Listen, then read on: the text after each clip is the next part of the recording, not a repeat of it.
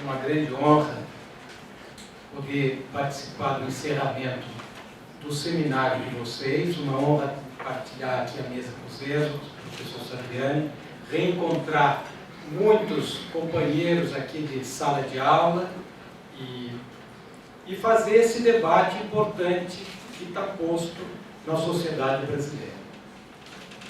Eu vou fazer o seguinte, o tema aqui é complexo, né? Conjuntura, educação e luta de classes. Eu, por razões óbvias, vou pular a educação. Nós temos o rei o papa da matéria aqui. Mas eu só vou pincelar uma ideia que eu tenho, que eu acho que decorre da análise de conjuntura.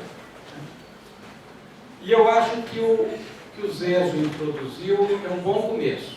Nós vamos fazer um debate, começar um debate, ou prosseguir um debate. Qual é a marca da conjuntura? A marca da conjuntura é a crise. A marca da conjuntura é a crise mundial e a crise brasileira. E quando a sociedade está em crise, toda a preocupação da sociedade, todos os debates giram em torno de uma questão central: como sair da crise. E como sair da crise implica debater como redefinir a economia, a sociedade, enfim, como redefinir as relações sociais. Essa é a questão central. E por isso, a crise é o momento do debate. É o momento da criatividade, da superação do velho, né, e da criação do novo. E para isso nós temos que ter debate. E eu acho que o ponto primeiro para a gente ter um bom debate é a gente procurar fugir dos debates que estão enquadrados em narrativas dogmáticas que obliteram uma visão profunda da realidade. Ou seja, para a gente entender a realidade, nós temos que vencer bloqueios ideológicos, vencer narrativas dogmáticas e procurar ir à raiz dos problemas. Então, eu acho que esse é o nosso ponto de partida. E eu acho que não é um ponto de partida menor, principalmente aqui num ambiente tão bom, né, um ambiente de educador. Né? Porque eu lembro do jovem Marx, ele dizia que a Alemanha vivia a miséria alemã. Né? E que a Alemanha superava a miséria alemã com a efervescência intelectual. Da onde surgiu o idealismo, Hegel. E da onde surgiu o neo-hegelianismo, que era a ideia de mudar a sociedade pela teoria, que é onde começa o Marx, é a crítica ao idealismo. Bom, o Brasil, não vou dizer que ele vive a miséria brasileira, porque isso seria um otimismo. Né? Nós vivemos a indigência brasileira. Né? Crise de dengue, crise de zika, destruição da quinta bacia hidrográfica do Brasil, não tem uma pessoa presa. Desindustrialização, desmantelamento do sistema educacional nacional, ataque à saúde, enfim, nós vivemos uma indigência. E como é que o Brasil, como é que a burguesia brasileira compensa esta indigência? E nós vimos isso ontem, né? Na universidade, aqui, compensa com a ignorância. E da ignorância decorre uma praxis, partir para a ignorância, que é o que a nossa burguesia sabe fazer e faz, toda vez que ela se vê em apuros. Então nós estamos numa sociedade dominada pela ignorância. Né? E o que é a teoria da ignorância? É a negação da realidade.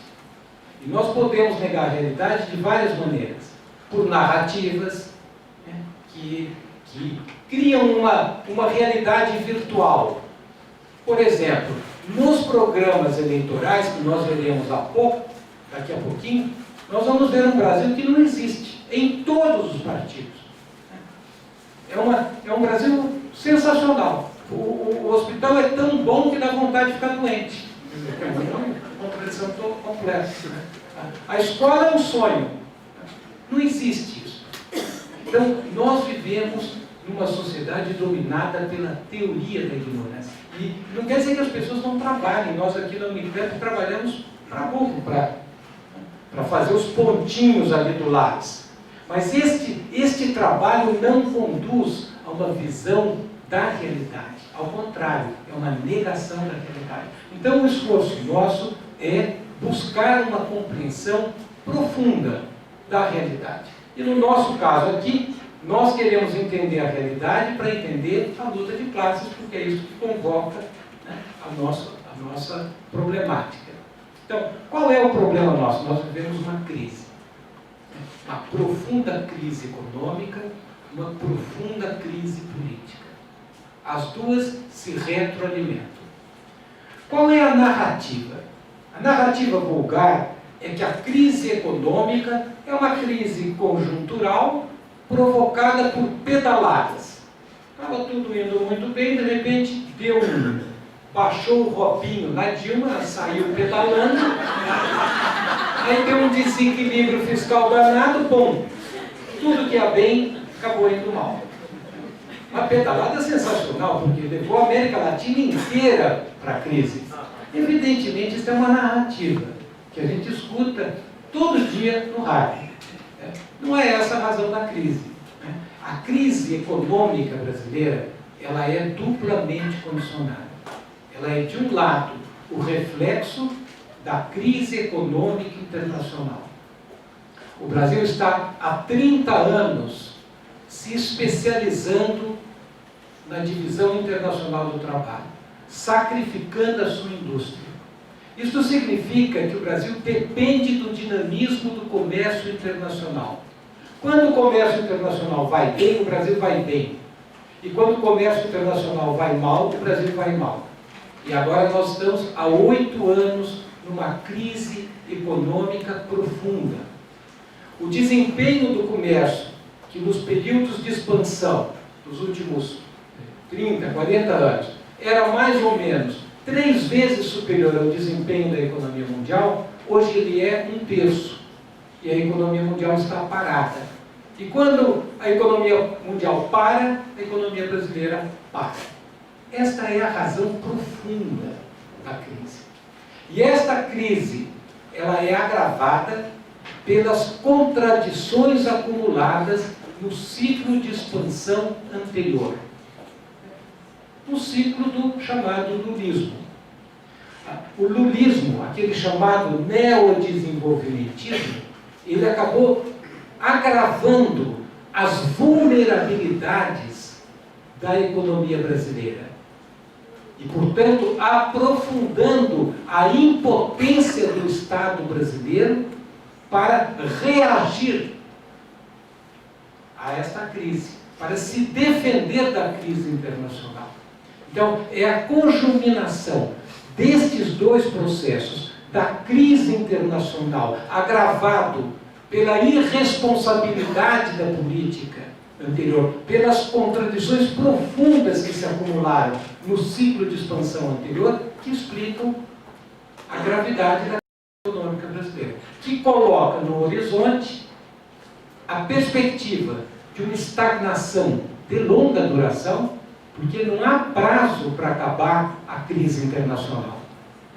Estamos no 8º ano da crise e nenhum dos problemas causadores da crise foram resolvidos. E vários problemas foram criados pela própria crise. Então não há perspectiva. Quando as pessoas dizem, não, recupera em 17, recupera em 18, é tudo chute. Não se sabe. E no momento, ninguém, na verdade, imagina um cenário expansivo que possa propiciar uma volta do crescimento. Então nós temos no horizonte a perspectiva econômica de uma estagnação sem tempo, por tempo indeterminado, e de instabilidade econômica. A esta crise econômica se soma uma crise política. O senso comum é que a crise política é provocada pelos desmandos do PT, né, e pela inércia da presidente Dilma.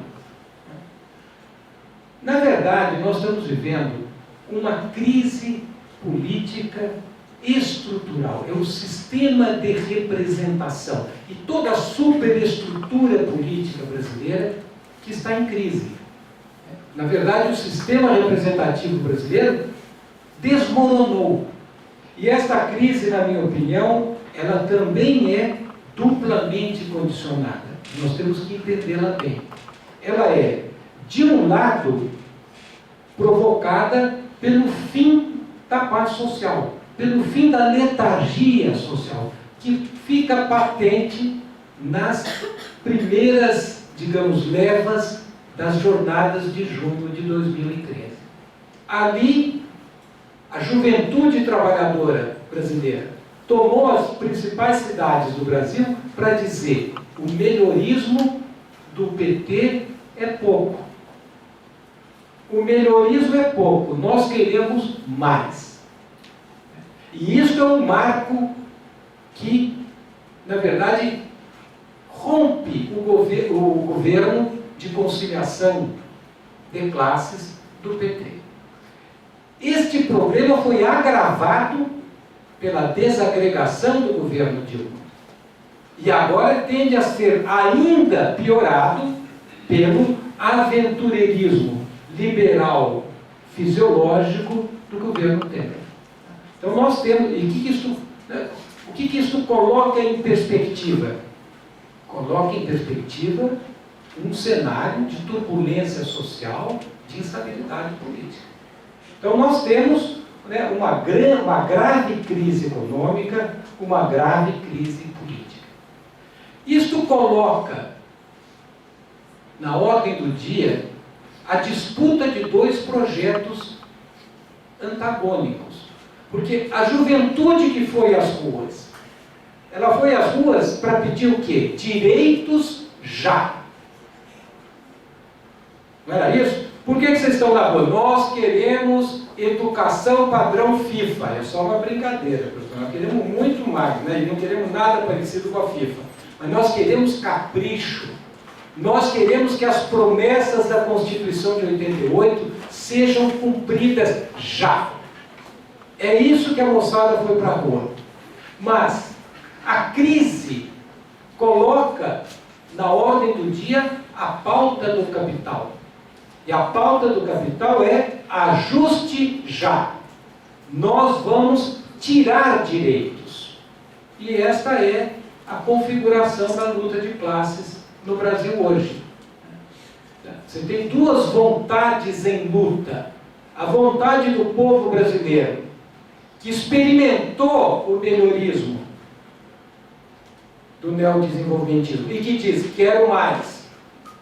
E a vontade do capital, que diz: agora não é hora de mais, agora é hora de menos. Nós vamos tirar o teu direito, nós vamos atacar as políticas públicas, nós vamos atacar a soberania nacional. Então, é esta a configuração da luta de classe. Então, nós temos, na verdade, em disputa, dois partidos. O partido do ajuste e o partido contra o ajuste. O partido da ofensiva do capital sobre o trabalho e o partido do trabalho. E é dentro deste quadro que eu acho que nós devemos entender a conjuntura. Para isso, eu quero detalhar um pouco qual é o projeto do ajuste, qual é a solução do capital para a crise do capital. Na verdade, qual é a solução que está sendo encaminhada por dentro da crise do capital? É o que eu chamo de solução liberal. É organizar a redefinição do capitalismo, levando em consideração os interesses do grande capital e do Império Norte-Americano, que é quem arbitra a saída da crise capitalista pelo capital. Então, é o que eu chamo de solução liberal, solução americana. Como é que isto se traduz no Brasil? Isto coloca na ordem do dia a necessidade da burguesia reciclar o que eu vou chamar aqui de modelo econômico, né, o padrão de acumulação, e reciclar o modelo político, o padrão de dominação. Qual é o modelo? Para reciclar o modelo econômico, o liberalismo prega mais liberalismo. Dentro da doutrina neoliberal, todas as crises serão explicadas como sendo o produto do excesso da presença do Estado, do excesso da organização do trabalho. E serão resolvidas com mais mercado, ou seja, menos Estado, menos ataque às organizações dos trabalhadores. Então, essa é a essência do ajuste. No curto prazo, o que isso significa? No curto prazo, isso significa arroxo salarial para recompor a rentabilidade do capital. Na crise, a medida imediata do Estado para tentar salvar o capital é arroxo salarial. Segundo, ajuste fiscal. Para quê? O ajuste fiscal, todo mundo aqui, eu acho que a conjuntura nos obriga, não digo a ser especialista em política, né, tributária e fiscal, que já seria pedir demais, mas nós temos que entender um pouquinho de ajuste fiscal. Qual é a essência do ajuste fiscal? Qual é o discurso? Teve um desequilíbrio porque gastou muito. Mas vocês que estão dentro das escolas sabem que não se gastou muito com a escola. Né? Se gastou muito, sim, mas não com a escola. Houve gastança no governo da Dilma e do Lula, sem dúvida nenhuma. Certamente não com política social. Porque o que se gastou com política social em relação ao PIB é praticamente o mesmo do que se gastou no período anterior. Houve gastança com despesas financeiras, aqui e no período anterior. Diga-se de passagem, por honestidade com o governo Lula, se gastou até menos com despesas financeiras no Lula do que no Fernando Henrique, que foi um disparate completo. Mas qual é o espírito do ajuste fiscal? Reunir os fundos, canalizar os fundos públicos para o rentismo, para servir a dívida pública.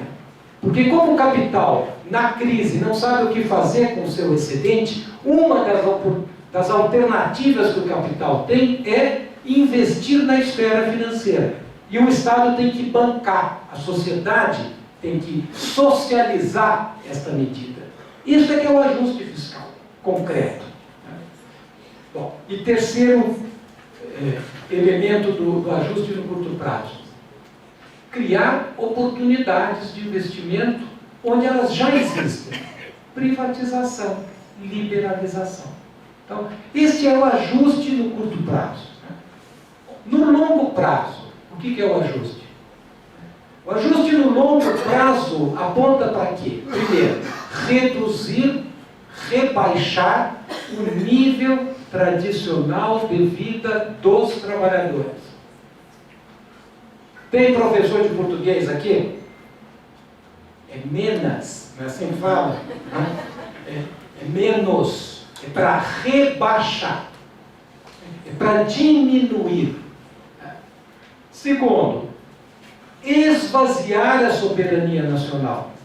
E terceiro, aumentar a especialização do Brasil e toda a América Latina na divisão internacional do trabalho. Então, faz parte da solução americana redefinir a economia mundial e redefinir a divisão internacional do trabalho. É o que eles chamam de deep integration, né? Integração profunda. É isso que está por trás dessas mega negociações. E qual é o lugar do Brasil nesta nova divisão internacional do trabalho? É um lugar ainda mais rebaixado.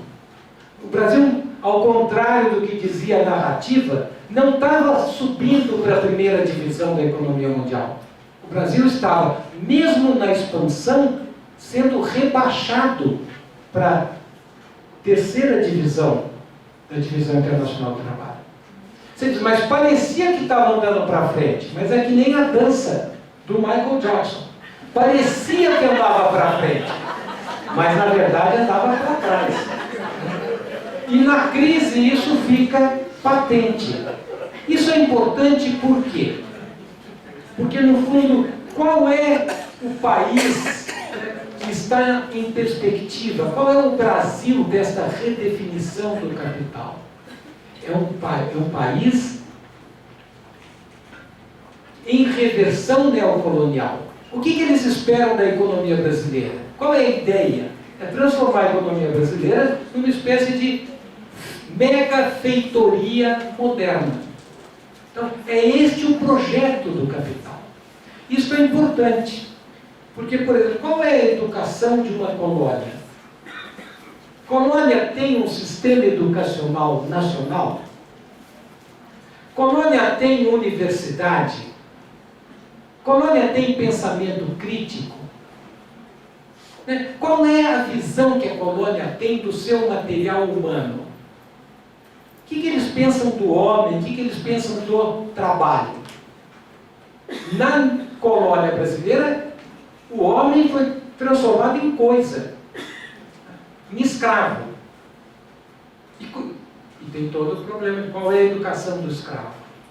Então eu deixo essa bola no ar, porque é isto o que está posto do ponto de vista concreto no projeto do grande capital para o Brasil. Você diz, e qual é o projeto da burguesia brasileira? A burguesia brasileira não tem projeto. É parte da crise política brasileira o fato da burguesia brasileira não ter projeto. O projeto da burguesia brasileira é o projeto do grande capital. Para fazer uma brincadeira, se fosse reunido o quartel-general da grande burguesia e o jornalista perguntasse qual é o projeto, ele fala, espera um minutinho, vou ligar para o americano e te falo já. Aí é o projeto dos americanos. E, na verdade, o que sobra para a burguesia brasileira, para a pequena burguesia? Sobra ganhar dinheiro nos interstícios dos grandes negócios do capital internacional, tal como dizia o Caio Prado Júnior, e sobra ganhar negócios nos pequenos negócios nacionais. E qual é a rentabilidade, qual é, digamos, o capital da nossa burguesia? É explorar 200 milhões de carneiros. Por isso é que a pequena burguesia vai com fúria e vira uma espécie de vanguarda do grande capital para promover a barbárie nas periferias. Então, esse é o projeto do capital. A esta tarefa de reciclar o modelo econômico corresponde também à necessidade de reciclar o modelo político. E aí existem 3 tarefas básicas. Primeiro, como redefinir a relação de dependência com o grande capital? Sabendo que a dependência terá que ser maior, porque as grandes empresas exigem autonomia jurídica. As grandes empresas usam o espaço econômico nacional, mas não para elas. Colocam os estados nacionais a serviço dos seus interesses, em atropelo dos interesses dos nacionais. Então, essa é uma questão que está posta de maneira muito clara nas megas negociações. Qual é o modelo? É só ler os grandes tratados de livre comércio transatlântico e transpacífico que está lá. É um esvaziamento brutal da soberania nacional, da capacidade dos estados nacionais fazerem políticas públicas. A segunda questão que tem que ser resolvida é como dar margem de segurança para o pequeno capital. Porque o desenvolvimento aqui é desigual e combinado. O que significa o quê? Aumentar o colchão, as redes de segurança do pequeno capital, que na prática significa atacar políticas públicas, atacar direitos trabalhistas. E a terceira função, terceira questão que tem que ser resolvida para se reciclar o padrão de dominação é o que fazer com os de baixo. Porque se eu vou apertar, os de baixo vão gritar. Então, como reciclar o padrão de dominação das classes subalternas? Que aponta de uma maneira clara, maior criminalização dos movimentos sociais. A Dilma acabou de assinar. Enquanto caía, não deixou nem como legado para o Temer. Fez questão, assinou a lei antiterrorista, que, de certa maneira, aponta para o novo padrão de dominação. E ontem nós vimos a Tigrada lá, bufando. No fundo, qual foi a operação de ontem? Vamos acabar com o sindicato. Vamos legitimar o pelourinho na universidade. Essa era a pauta de ontem. Isto é indicativo de como é que a direita se move. Bom, então, dentro da agenda do capital, dentro da agenda liberal, qual é a margem de manobra? A sociedade pode escolher entre o ritmo e a intensidade do ajuste. Isso é possível. Você pode, e a luta de classes e a disputa política, perdão, dentro dos partidos da ordem, se polariza entre o braço moderado e o braço radical do ajuste. No caso brasileiro recente, o primeiro round dessa disputa foi vencida pelo braço moderado, na eleição de 2014. Quando a presidente falou: não faço ajuste nem que a vaca tussa. Ajuste é com eles. Aqui não é ajuste. Mas era. Nem precisou a vaca tossir. A vaca nem precisou tossir e o Levi já foi nomeado. E isso foi um golpe. Um golpe na classe trabalhadora brasileira.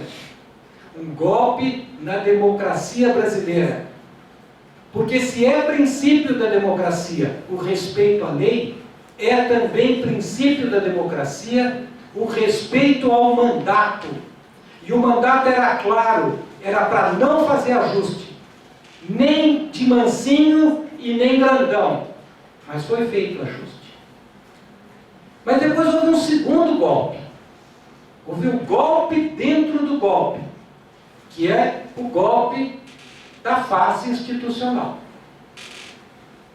que é o golpe do governo Temer, que é a continuidade do governo Dilma, mas é a continuidade em metástase do governo Dilma. Porque se a gente for olhar a composição do governo Temer, nós vamos ver que 80%, 90% dos quadros dirigentes do governo Temer foram altas autoridades do governo Lula e Dilma. E se a gente for mais fundo, porque eu assim, não vai ter golpe, mas já teve. Não passarão, mas eles passaram. E não houve resistência. Ao contrário, houve acomodação. E houve conciliação. Porque o Temer, ele é golpista em Brasília.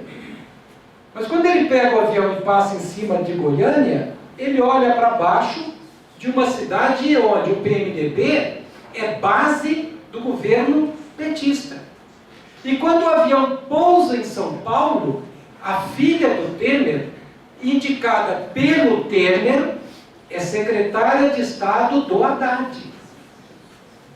Então, essas coisas a gente precisa olhar.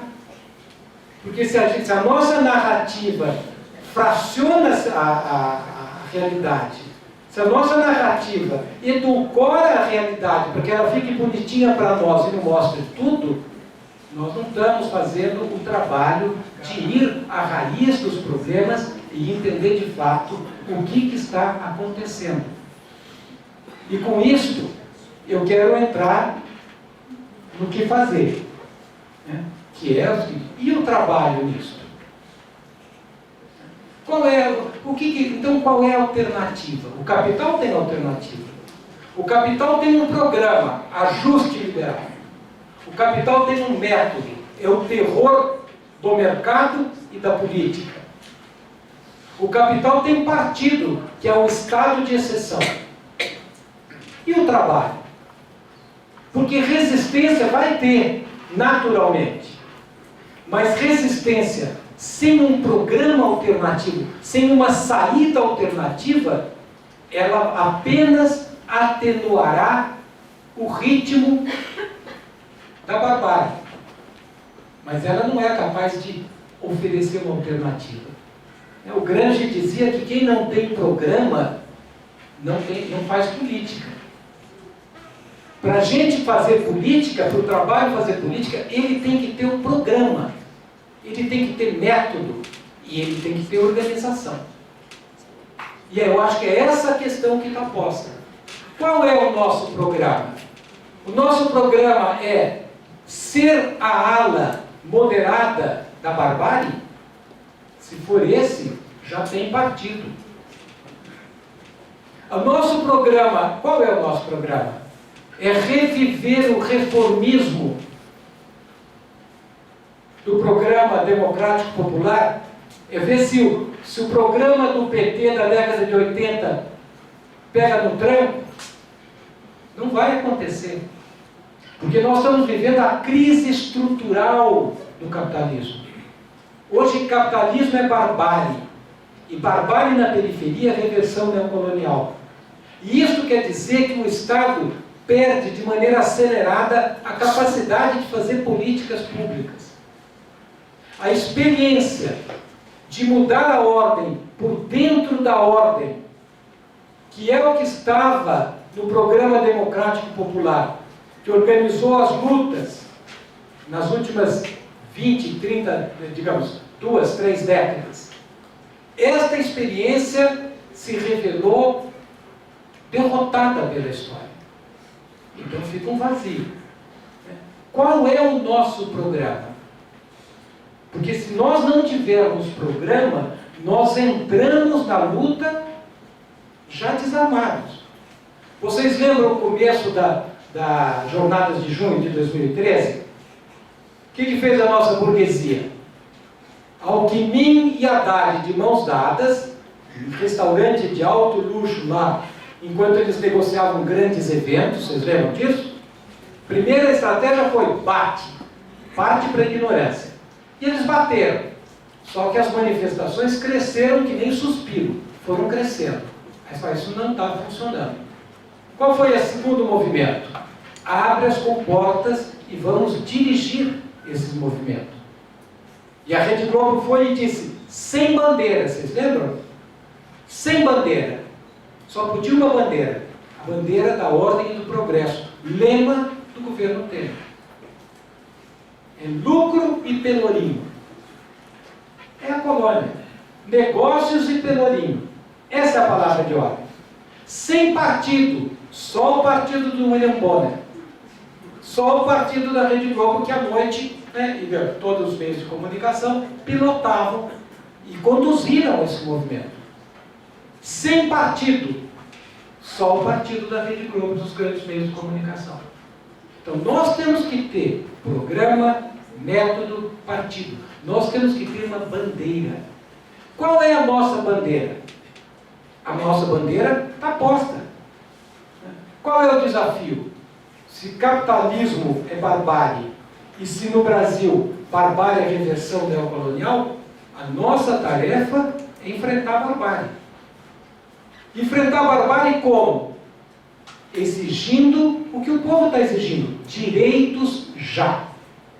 E para ter direitos, o que é direitos já? Reforma urbana, mobilidade urbana, reforma educacional, reforma universitária, reforma agrária. É isso. Começa pelas velhas bandeiras, os velhos problemas que não foram resolvidos. Os problemas são jogados, são sufocados, mas se eles não são resolvidos, eles voltam com força redobrada. Então, é esta a bandeira que a gente tem. Mas para a gente ter direitos já, nós precisamos fazer mudanças estruturais. Uma ruptura com a ordem global. mudanças profundas. E mudanças profundas têm nome. Nas ciências sociais, qual é o nome de mudanças profundas? Deu um branco danado.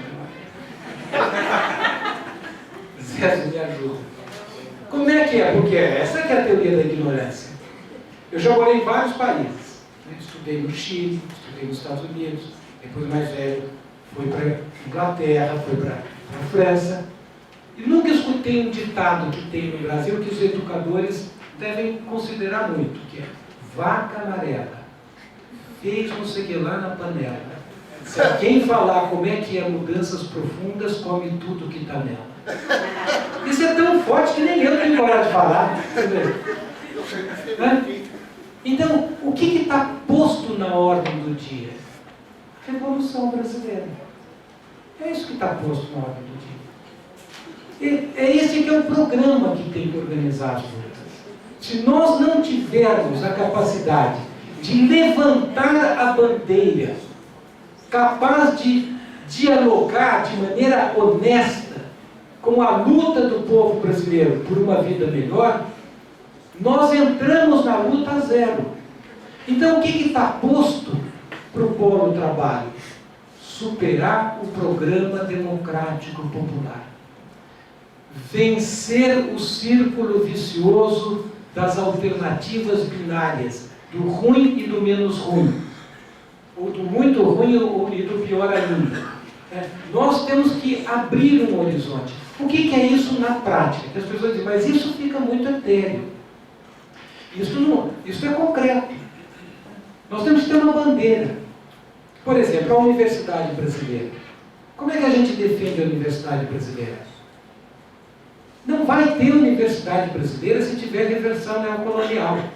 Nós temos que defender uma grande reforma universitária no bojo de grandes mudanças estruturais.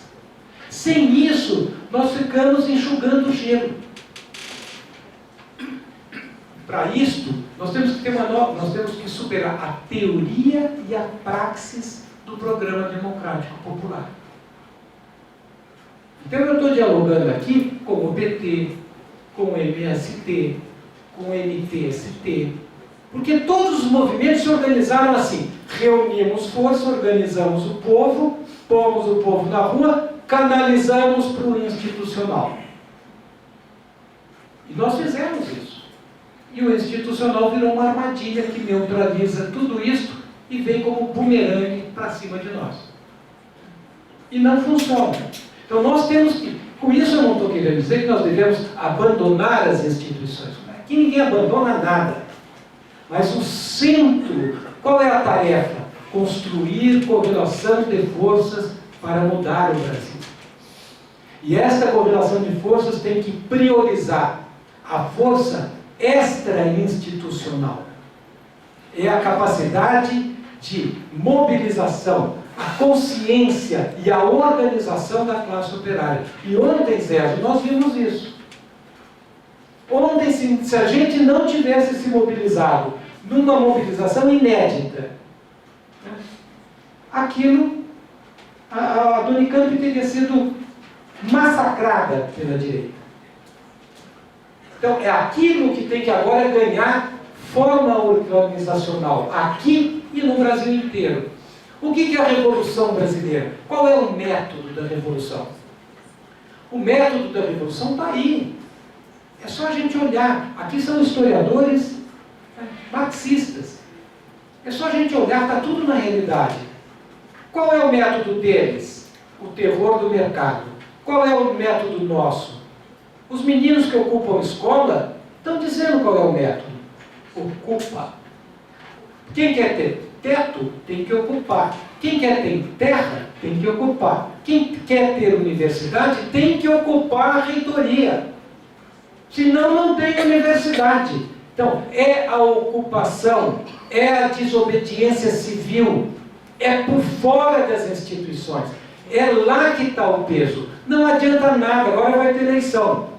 E claro que todos têm os seus candidatos e que nós vamos tentar votar o melhor que der. E vamos ficar contentes quando os nossos candidatos tiverem um bom desempenho.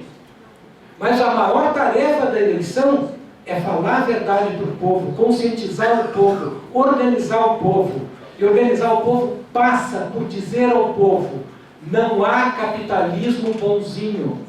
Acabou. Acabou na Inglaterra. Acabou na França. Aqui nunca teve, nem nunca vai ter. Sabe o sonho do desenvolvimentismo? Quem sabe, se a gente trabalhar muito, caprichar, a gente vira primeiro mundo. É o primeiro mundo que virou terceiro mundo. E o terceiro mundo, que somos nós, para usar uma metáfora, está virando quarto, quinto. Então é isso que está posto. É enfrentar os problemas do Brasil. Enfrentar a segregação social e racial. E tudo que isso significa de ignorância no Brasil. Enfrentar a dependência externa. Redefinir o que é desenvolvimento, que não é copiar os estilos de vida do centro, mas é usar o progresso, colocar o progresso a serviço do ser humano. Você diz, mas isso é impossível no capitalismo. Bom, mas é esta briga que vai colocar concretamente o socialismo como única alternativa concreta, capaz de evitar a barbárie. É isso que está posto. Não é uma tarefa fácil. Por isso, eu acho que o Zé foi muito feliz quando diz: hoje, no encerramento, a gente encerra abrindo um debate. É claro que dizer que a Revolução Brasileira está na ordem do dia e que a tarefa é colocá-la como alternativa concreta, não, é apenas um primeiro passo. Mas ele é um passo fundamental, porque sem uma teoria revolucionária, não há prática revolucionária. Antes de fazer a ponte, o engenheiro tem que fazer um cálculo. O engenheiro é um pragmático, né? Pelo menos a gente aqui pensa que os engenheiros são os pragmáticos, né? Não são teóricos. Mas antes de fazer a ponte, ele faz o cálculo.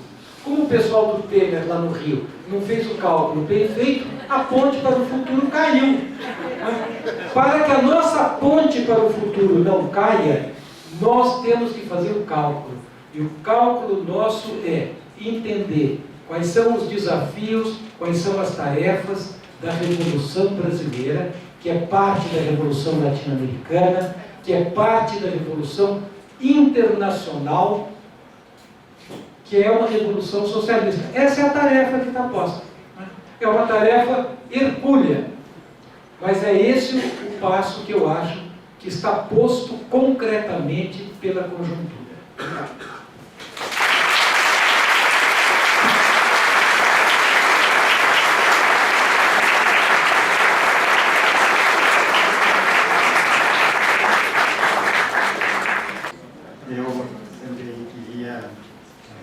Dizer da minha satisfação de estar aqui nessa vez no encerramento, um pouco de improviso de última hora, e que me impediu também de estar preparando um texto mais sistemático, mas estar aqui com o César e com o Plínio é uma alegria, e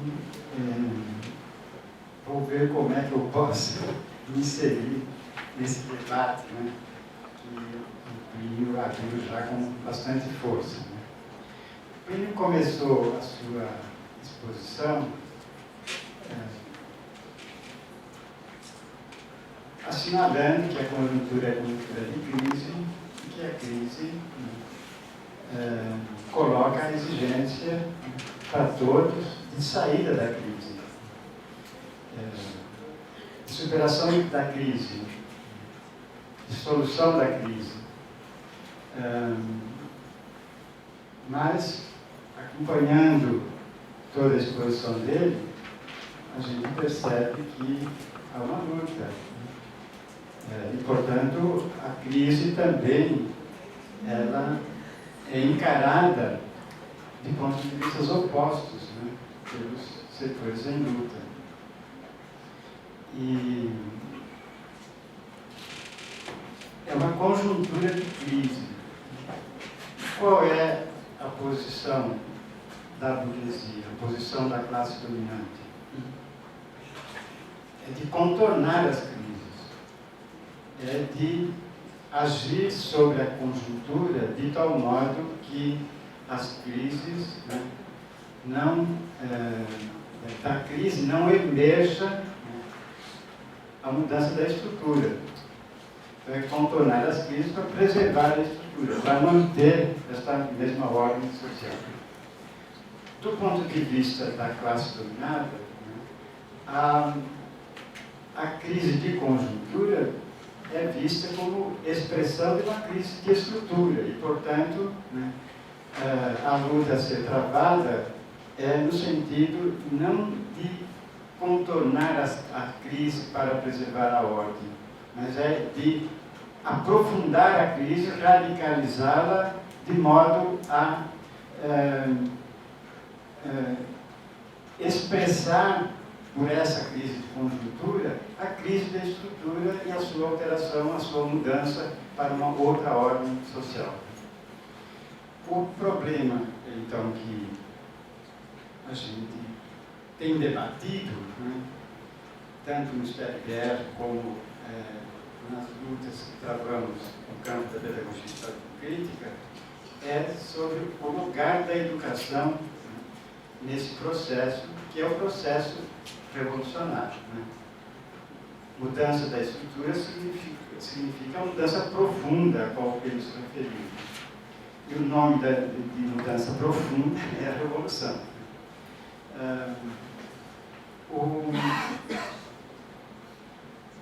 Não é possível eu abordar essa questão de forma mais ampla, né, por conta dos limites do tempo, e por isso eu vou então tomar um elemento de conjuntura para tentar fazer uma certa análise. Né? Qual é o elemento de conjuntura que está posto aí de forma mais evidente, né, em relação à educação nesse contexto de crise? Né? Parece, claro que até pode ser que na sequência eu introduza outra, né? Mas parece que pelas fotos até que tiramos, né, nas mesas tanto na abertura como ontem, né, as fotos, né, somos contra a escola sem partido, o projeto de lei da escola sem partido. Então, o elemento de conjuntura que está aí em evidência, né, impactando a educação, é esse projeto da escola sem partido. Agora, o que significa escola sem partido? De certo modo, nós podemos dizer que isso é óbvio, né? Claro que escola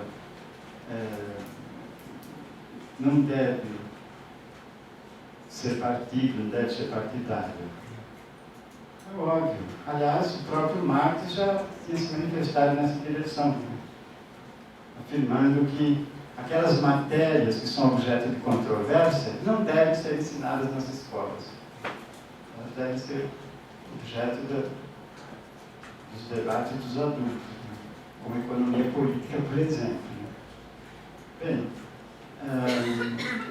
então, na verdade, essa afirmação de escola sem partido, né, seria redundante, não teria nem por que nos preocupar com ela e ficar lutando contra isso.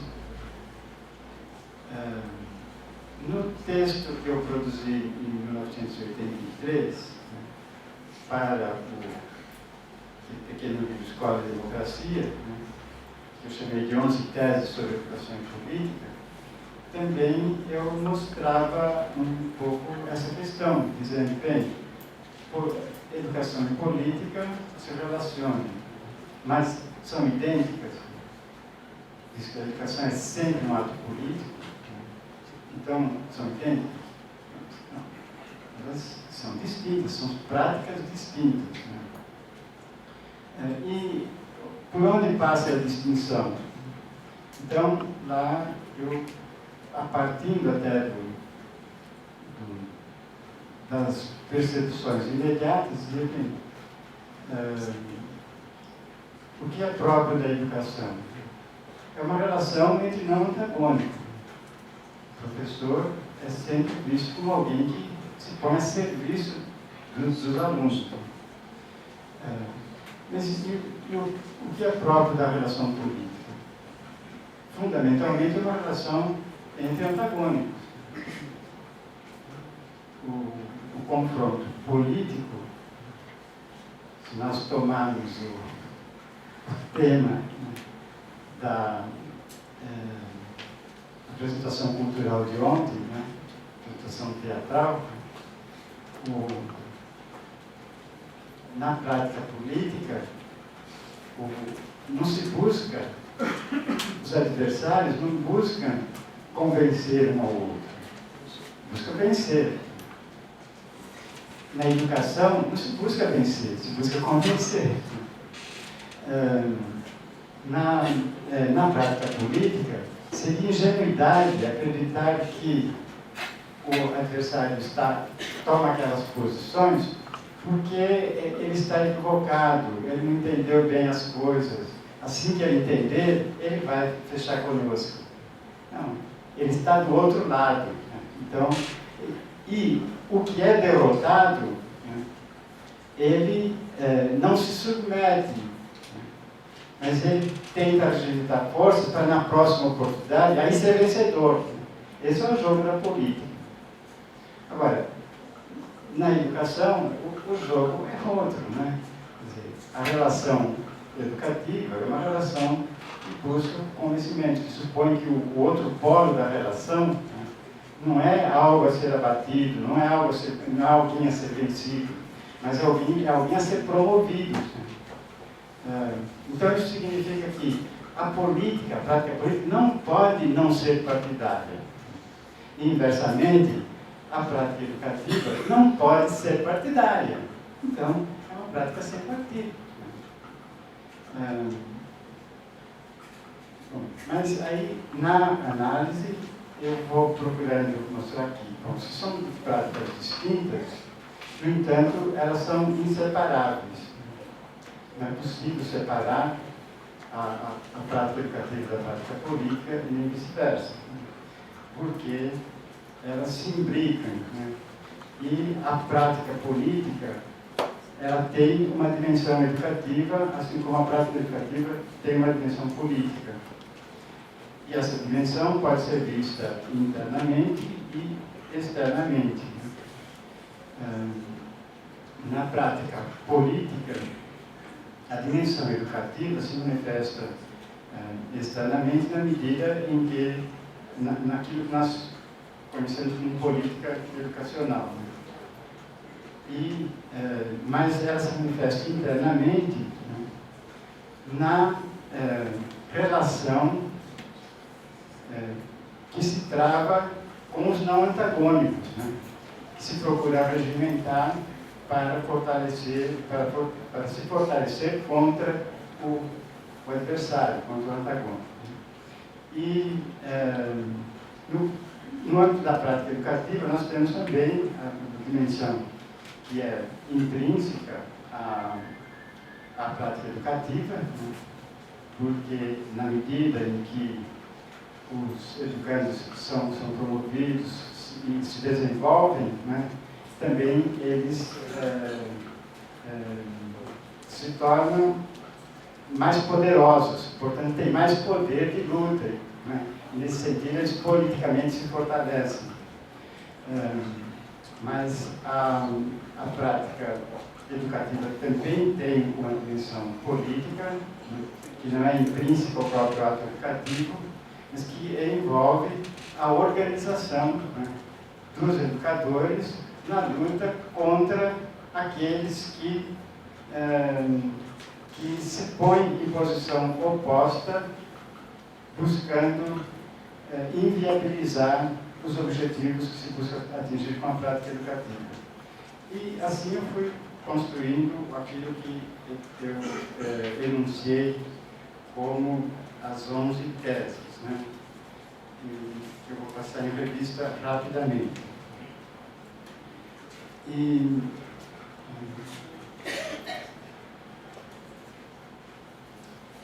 Então, a tese 1, não existe identidade entre educação e política. Corolário dessa tese, educação e política são fenômenos inseparáveis, porém, efetivamente distintos entre si. Tese 2, toda a prática educativa contém, inevitavelmente, uma dimensão política. Tese 3, toda a prática política contém, por sua vez, inevitavelmente, uma dimensão educativa. E aqui eu faço uma observação. As teses 2 e 3 decorrem necessariamente da inseparabilidade entre educação e política afirmada no corolário da tese 1. Tese 4. A explicitação da dimensão política da prática educativa está condicionada à explicitação da especificidade da prática educativa. Eu não posso considerar que a educação tem uma dimensão política, se eu não reconheço que ela tem uma especificidade própria que é distinta da política e de outras práticas correlatas. Então, só se pode explicitar a dimensão política da prática educativa na medida em que se apreendeu, se especifica também a especificidade da prática educativa. Tese 5. A explicitação da dimensão educativa da prática política está, por sua vez, condicionada à explicitação da especificidade da prática política. Aqui eu acrescento uma observação também. As teses 4 e 5 decorrem necessariamente da efetiva distinção entre educação e política afirmada no corolário da tese 1. Com efeito, só é possível captar a dimensão política da prática educativa, assim como a dimensão educativa da prática política, na medida em que essas práticas forem captadas como efetivamente distintas uma da outra. Tese 6. A especificidade da prática educativa define-se pelo caráter de uma relação que se trava entre contrários não antagônicos. Corolário. A educação é, assim, uma relação de hegemonia, alicerçada na persuasão, consenso na compreensão. Tese 7. A especificidade da prática política define-se pelo caráter de uma relação que se trava entre contrários antagônicos. Corolário. A política é, então, uma relação de dominação, alicerçada na dissuasão, dissenso, repressão. Bem, então, essas teses, à primeira vista, elas podem parecer um pouco estranhas, podem parecer um exercício lógico, dicotômico, em que eu estou contrapondo as duas de forma abstrata, e que isto não seria conceitâneo, por exemplo, como uma visão marxista, mas se nós formos lá nos clássicos do marxismo, nós vamos encontrar reflexões que caminham basicamente nessa ordem. Nós podemos, por exemplo, ver, se nós formos, por exemplo, pegar a questão judaica de Marx, a gente vai deixar claro lá que a emancipação política não é a meta é a emancipação humana. E a política, ela está alicerçada na luta de classes. Superadas as classes,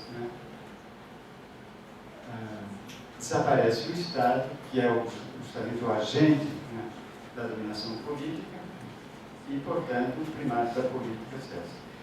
Por isso, eu, na tese 8, afirmo que as relações entre educação e política dão-se na forma de autonomia relativa e dependência recíproca. E tese 9, as sociedades de classe caracterizam-se pelo primato da política, o que determina a subordinação real da educação à prática política. Então, veja bem, política e educação são distintas, e do ponto de vista lógico eu posso então captar essa distinção, e chegar, inclusive, à projeção, né, de uma superação. Mas eu tenho que reconhecer que, historicamente, ocorre, pelo desenvolvimento da sociedade na forma de classes que se opõem, ocorre o primado da política, o que determina a subordinação real da educação à prática política. Foi o enunciado da tese 9. Né? Daí, então, a tese 10. Superada a sociedade de classes, cessa o primado da política e, em consequência, a subordinação da educação. Nas sociedades de classes, a subordinação real da educação reduz sua margem de autonomia, mas não a exclui.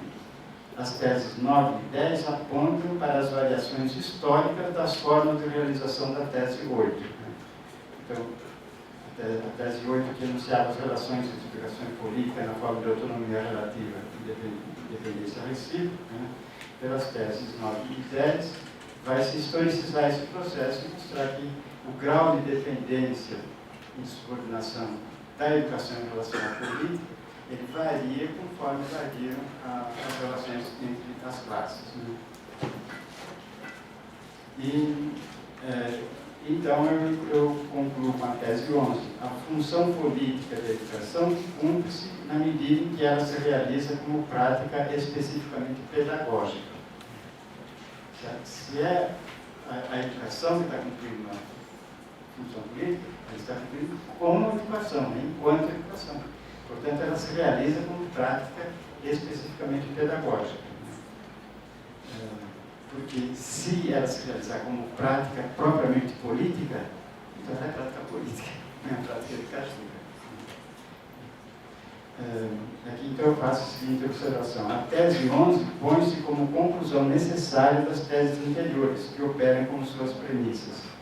Trata-se de um enunciado analítico, uma vez que apenas explicita o que já está contido nas premissas. Esta tese afirma a autonomia relativa da educação em face da política como condição mesma da realização de sua contribuição política. Isso é óbvio, uma vez que, se a educação for dissolvida na política, já não cabe mais falar de prática pedagógica, restando apenas a prática política. Desaparecendo a educação, como falar de sua função política? Então,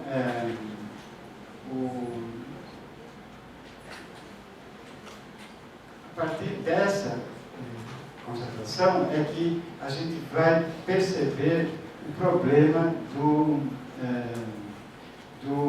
da escola sem partido. Porque se a educação e política são práticas distintas, mas inseparáveis, né, isso significa que elas se determinam reciprocamente de forma necessária, de forma inevitável, independentemente da consciência que se tenha disso. E por isso, bem antes desse tipo de análise, lá em 79, quando eu participei de uma mesa lá em Curitiba, sobre a função supervisora, eu já insistia nesse ponto de que a prática educativa é sempre subsumida pela política. Então, expondo lá no painel 2, que tratou do tema caracterização do supervisor educacional no atual contexto, no segundo Encontro Nacional de Supervisores, Curitiba, em outubro de 79, eu defendi a tese segundo a qual a função do supervisor é uma função principalmente política e não principalmente técnica. Isto é, mesmo quando a função do supervisor se apresenta sob a roupagem da técnica, ela está cumprindo basicamente o papel político. E acrescentava que, em termos conservadores, em termos dos interesses dominantes, em termos dos interesses da elite que controla a sociedade, a supervisão cumpre tanto mais eficazmente a sua função política, quanto menos essa função é explicitada. Ou seja, Quanto mais ela se apresenta sob a roupagem de procedimentos técnicos, tanto mais ela é eficaz na defesa dos interesses socialmente dominantes. Em contrapartida, se os supervisores quiserem colocar-se a serviço não dos interesses dominantes, das elites, do empresariado, mas a serviço dos interesses dominados, da população, do operariado em geral, nesse caso, eles necessitam assumir o seu papel político de modo explícito. Então, esse que é o problema da escola sem partido, porque ao defender a escola sem partido, o que eles estão defendendo, na verdade, é que seja proibido explicitar a função política da educação, função que é inerente à educação, que não pode deixar de existir, né, dada a inseparabilidade da prática educativa em relação à prática política. Mas, ao proibir essa explicitação, é a forma através da qual a educação, em lugar, né, de se libertar dos condicionantes políticos, ela cumpre de forma mais eficaz a função política de reforço da ordem existente. E a minha irmã, ele sabendo que é especialista em supervisão, na dissertação dela, Função Técnica e Função Política, Supervisor de Educação, ela definiu um universo abrangente, pesquisou as posições dos supervisores, e uma das conclusões a que ela chega é que nem sempre o supervisor se dá conta de que cumpre uma função política. Se o supervisor não se dá conta de que cumpre uma função política, tampouco tem consciência de qual função é essa, e menos ainda sabe explicitá-la. Numa primeira análise, é possível dizer que a função política dos supervisores, que em sua maioria desempenham, não é a que gostariam de estar desempenhando. Então, veja, na medida em que eles entendem essa função como basicamente técnica, embora desejando realizá-la de acordo com os interesses da população, eles, de fato, né, sem saber, realizam um objetivo contrário daquele que eles percebem. Isto eu enunciei também em relação aos orientadores.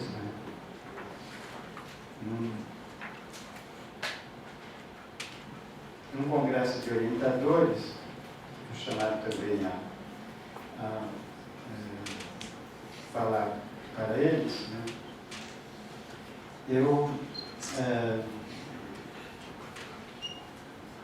faço uma análise da conjuntura da educação naquele momento, no final dos anos 70, e aí afirmo que a partir daí segue-se uma outra premissa que eu queria colocar para a exposição, que é a seguinte: a educação é sempre um ato político, a atividade educacional é sempre um ato político. Se o orientador é, antes de tudo, o educador, se a educação é sempre uma atuação política, então a atividade do orientador é uma atividade política.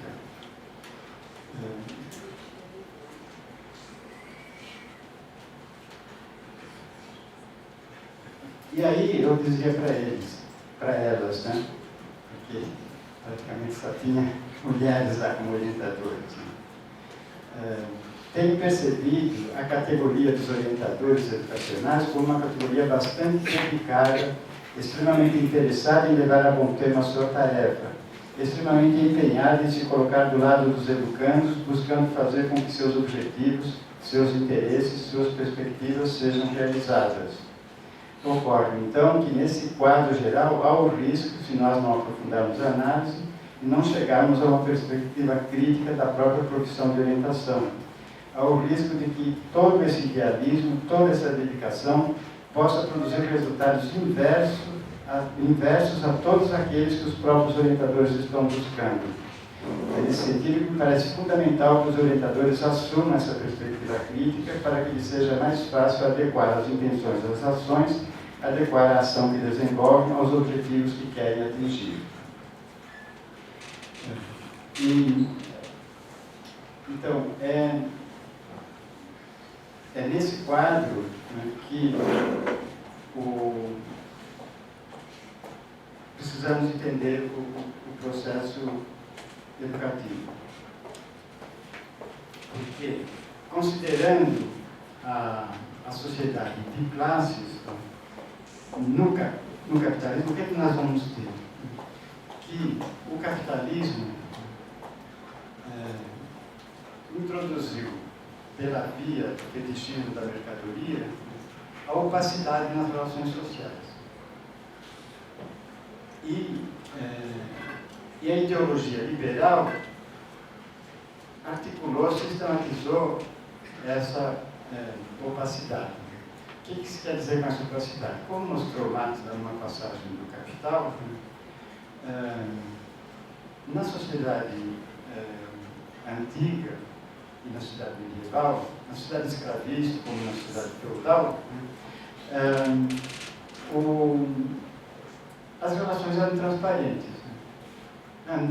Na sociedade antiga, o escravo era proprietário do senhor de fato e de direito. Na Idade Média, o servo estava submetido ao senhor de fato e de direito, real e conceitualmente. Agora, na sociedade capitalista, o trabalhador está em relação com o capitalista, em termos de igualdade de direito, mas de subordinação de fato. Então, de direito ele é livre, de fato ele é escravo. Então,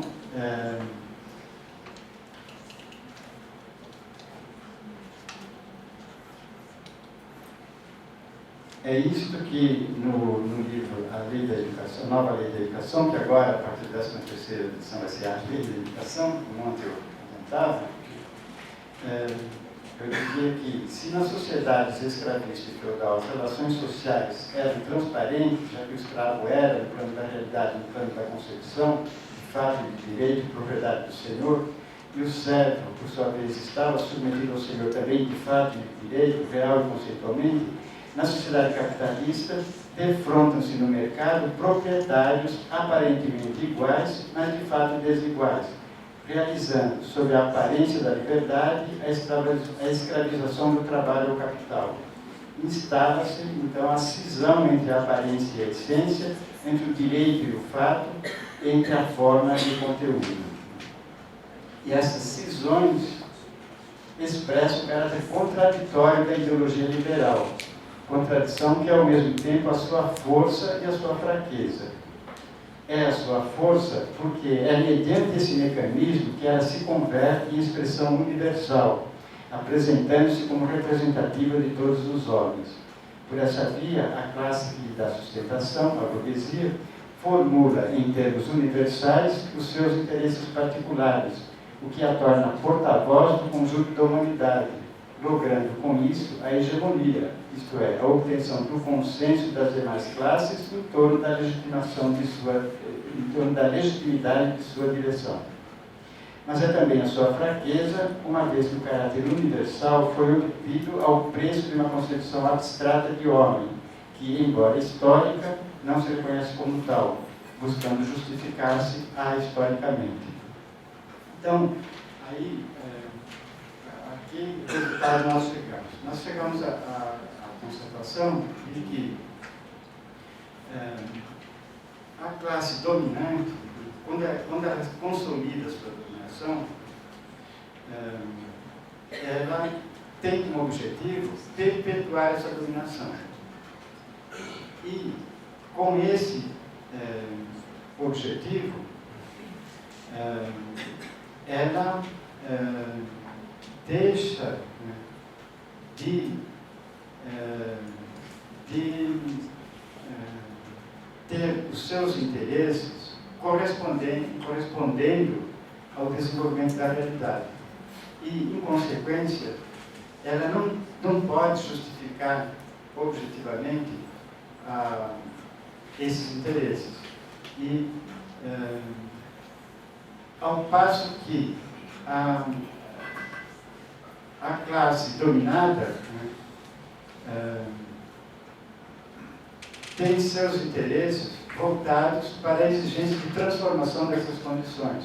E, portanto, os seus interesses correspondem às condições objetivas. Isto nós podemos ver historicamente, né, se tomarmos a passagem do modo de produção feudal para o capitalista, nós vamos notar que o capitalismo surgiu a partir das relações feudais. A sociedade de mercado se construiu a partir, né, do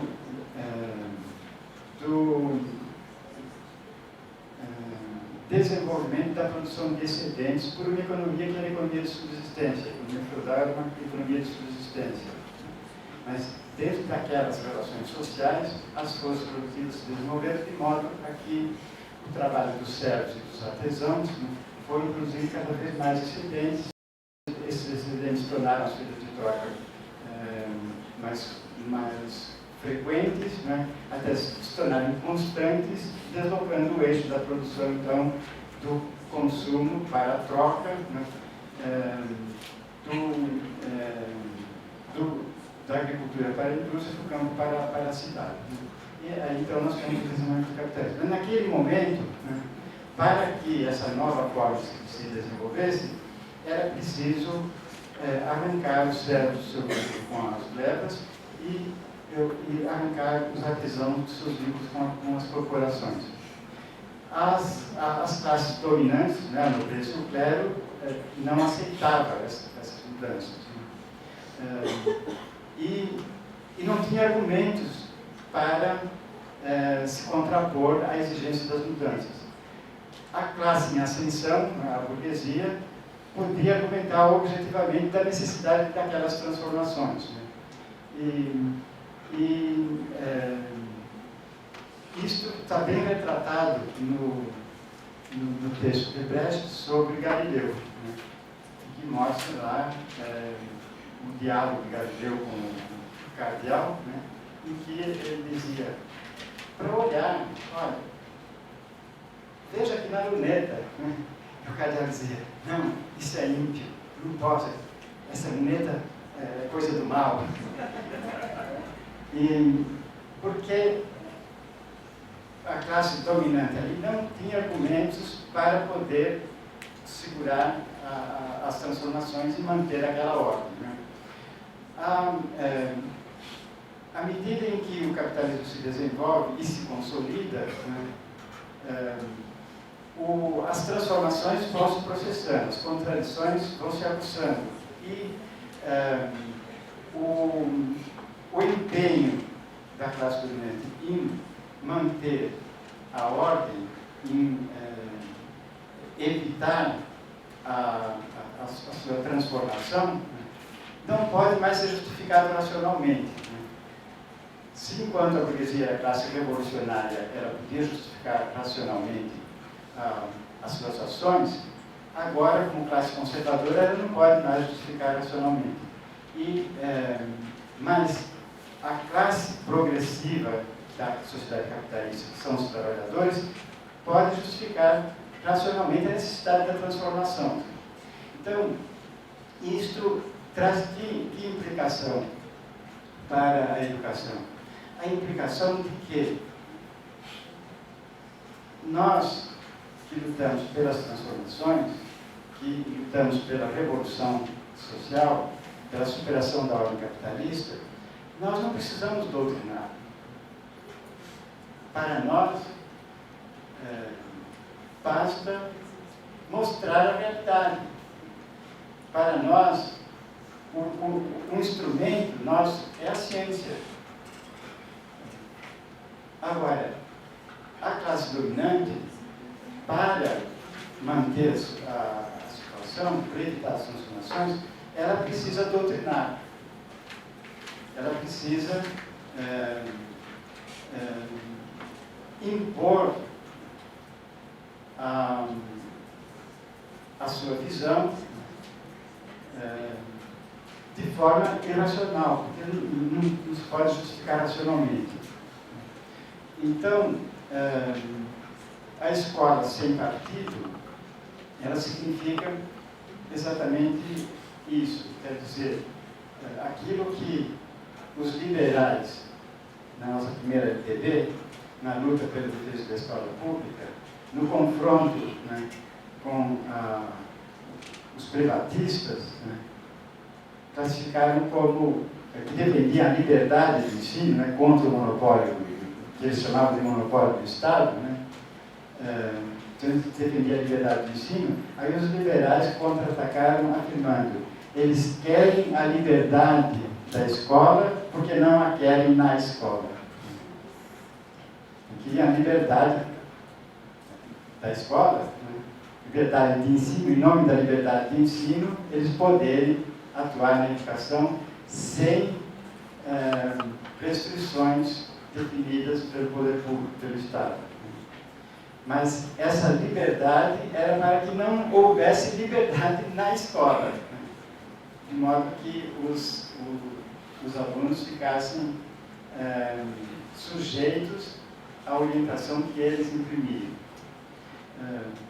E essa proposta da escola sem partido, né, é para que o partido dominante, né, se imponha às escolas sem contraste, né, sem que haja resistências a essa imposição. Esse é o mesmo raciocínio que eu desenvolvi a propósito da relação, como o professor Milton lembrava ontem, né, a propósito da visão do argumento positivista que condiciona a objetividade e a neutralidade. Né. Então, eu mostrava ali, né, que o argumento positivista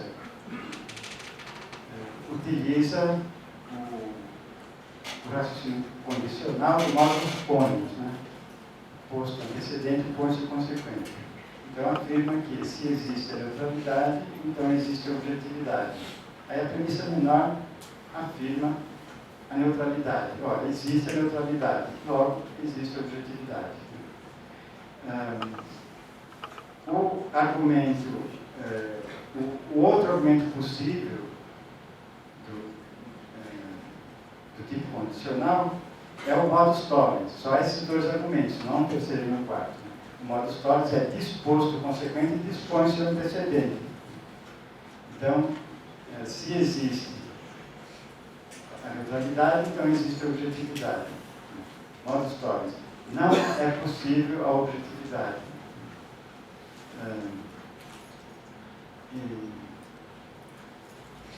Então,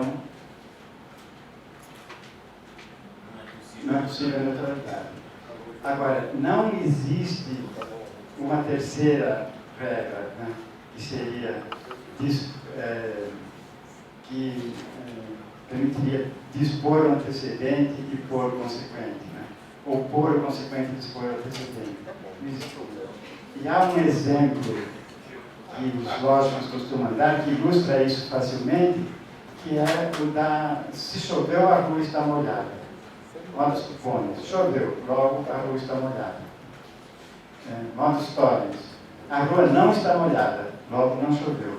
Agora, eu não posso dizer: se choveu, a rua está molhada. A rua não está molhada, então não choveu. Porque a rua pode estar molhada por outro motivo, né? Houve a feira, acabou a feira, o caminhão da prefeitura passou e lavou a rua está molhada e não choveu. Bem, então, eu retorno essa análise para mostrar como os críticos do positivismo em boa parte, caiu na armadilha do próprio argumento positivista. E, para negar a neutralidade, né, ao afirmar que a neutralidade era impossível, acabaram também abrindo mão da objetividade, como fazem os pós-modernos. Agora, então, eu dizia que, para destruir o argumento positivista, é preciso negar a premissa maior. Não manter a premissa maior e apenas jogar com as premissas menores. Porque aí você fica no âmbito do raciocínio positivista. E negar a premissa maior significa que a neutralidade é impossível e, não obstante isso, a objetividade é possível. Então, como é que eu posso mostrar isso? Do ponto de vista da lógica formal, não dá. Como é que eu posso mostrar isso? Só indo à história. Quando eu vou à história, aí é possível mostrar que a neutralidade é impossível porque não existe conhecimento desinteressado. Os interesses estão sempre presentes. O homem busca conhecer para atender os seus interesses, as suas necessidades. Então a neutralidade é impossível. Mas a objetividade é possível por quê? Porque se há interesses que impedem o acesso à objetividade, há outros que não impedem e até mesmo exigem a objetividade. Então, aí é que eu refaço essa análise histórica que eu pus rapidamente para vocês, né, do surgimento do capitalismo até agora, mostrando como a burguesia, enquanto classe revolucionária, né, tem os seus interesses não em conflito com a objetividade, né, mas podendo avançar na construção da ciência, né, e como, à medida em que ela se torna classe dominante, aí os seus interesses já não coincidem mais com o desenvolvimento objetivo. Mas isso não significa que a objetividade se torne impossível. Por quê? Porque há uma outra classe, né, que não só seus interesses não impedem a objetividade, como exigem a objetividade. Então, para a classe dominada, né, mostrar como a sociedade se desenvolveu, né, e como se caracterizaram os processos de dominação do trabalho pelo capital, né, corresponde aos seus interesses. Né, mas é claro que contraria os interesses do capital. Por isso que nós chegamos então aí àquilo que o Plínio já abordou na sua exposição. Né? É só possível manter, né, esta ordem, né, pela via da ignorância. É aquilo que também o professor Leve mostrou na conferência de abertura, quando ele disse que o projeto da escola sem partido, né, nega a ciência. Porque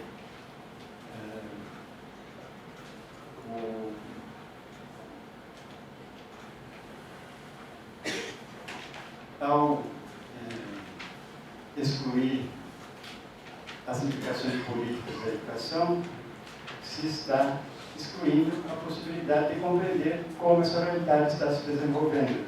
E, consequentemente, né, se a ciência entra nessa história, ela vai mostrar, né, que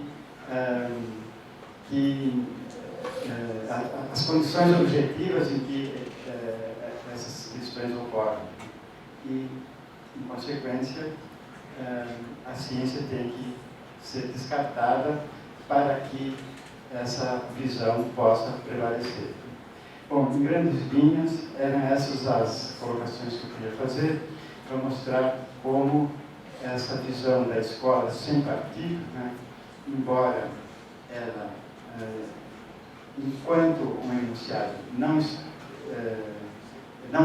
deixe de ter procedência, né, na conjuntura histórica ela significa o contrário daquilo que ela prega.